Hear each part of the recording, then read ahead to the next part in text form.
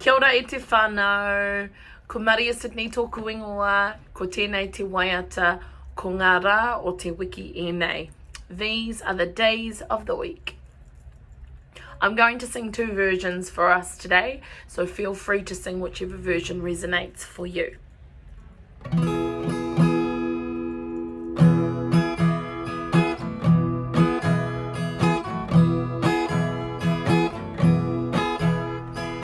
Mane ture wenare, ko ngā rā o te wiki ēnei.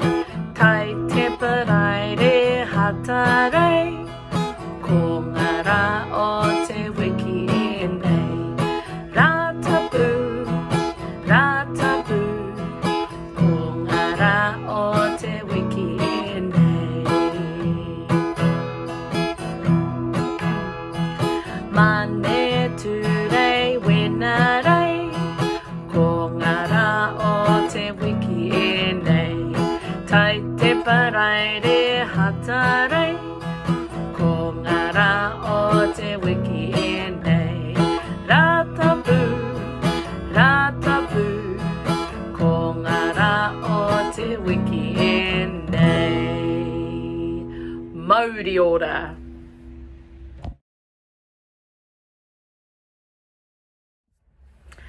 Kia ora i te whānau, ko Maria Sydney tōku ingoa, ko tēnei te Waiata, ko ngā rā o te wiki ēnei. And this is the second version of that Waiata that we're going to sing today.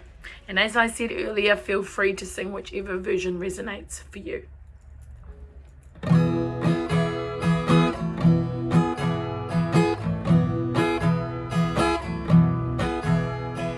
Rā hina rā tū rā apa, ko ngā rā o te wiki ēnei. Rā pare rā mere rā horoi, ko ngā rā o te wiki ēnei. Rā tapu,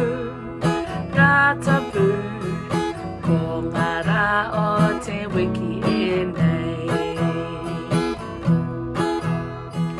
Rā hina rā tū rā apa, ko ngā rā o te wiki ēnei.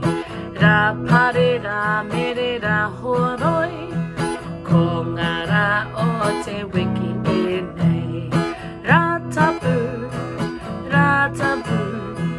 ko ngā rā o te wiki ēnei.